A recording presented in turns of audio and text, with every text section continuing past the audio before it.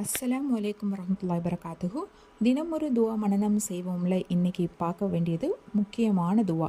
இந்த துவாவை நம்ம தினமும் ஓதணும். இதனுடைய சிறப்புகள் ரொம்ப பெருசு. இதனை நம்ம தினமும் ஓதி வந்தோன்னா 10 அடிமைகளை விடுதலை செய்த நன்மைகள் கிடைக்கும். ஒருவருக்கு 100 நன்மைகள் பதிவு செய்யப்படும், 100 நன்மைகள் அழிக்கப்படும். அன்று மாலை வரை ஷைத்தானிடமிருந்து பாதுகாப்பும் கிடைக்கும். இவ்வளவு அற்புதமான துவா என்னன்னு தானே பார்க்குறீங்க. லா இலாஹ இல்லல்லாஹு வஹதஹு லா ஷரீக லஹு லஹுல் முல்கு வலஹுல் ஹம்து வஹுவ அலா குல்லி ஷையின் கதீர். இது நமக்கு எல்லாருக்குமே தெரிஞ்ச ஒரு துவா தான்.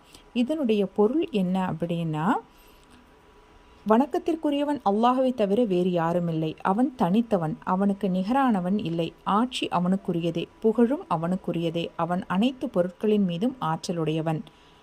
இதுதான் இதனுடைய பொருள். இந்த துவாவை நம்ம தினமும் ஓதி வருவோம் இன்ஷா அல்லாஹ். அஸ்ஸலாமு அலைக்கும் வரஹ்மத்துல்லாஹி